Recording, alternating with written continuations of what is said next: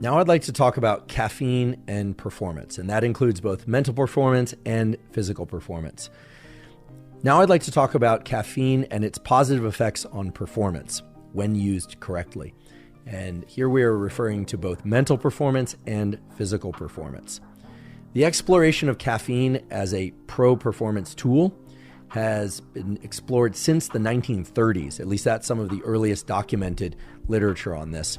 Although I have to imagine, given that people have been using caffeine for much longer than that long ago somebody realized that by ingesting a certain plant that they felt much more alertness and were able to hunt and gather or do any number of different things better, and as a consequence decided to consume more of that plant.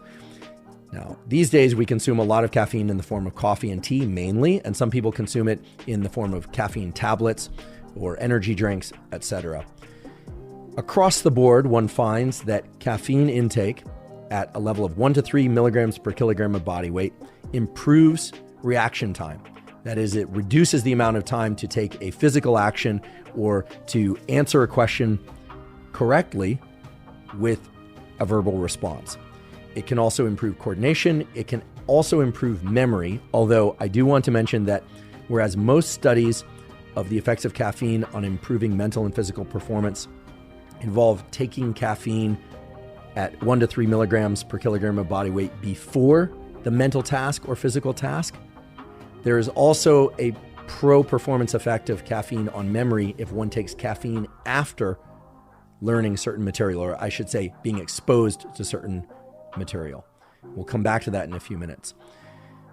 If one examines reaction time, mood, alertness, focus, and memory, or the ability to call up information from memory, or physical dexterity, power output, endurance, and overall feelings of well-being during exercise and exertion, caffeine has been shown in numerous studies in both men and women to improve all of those metrics significantly.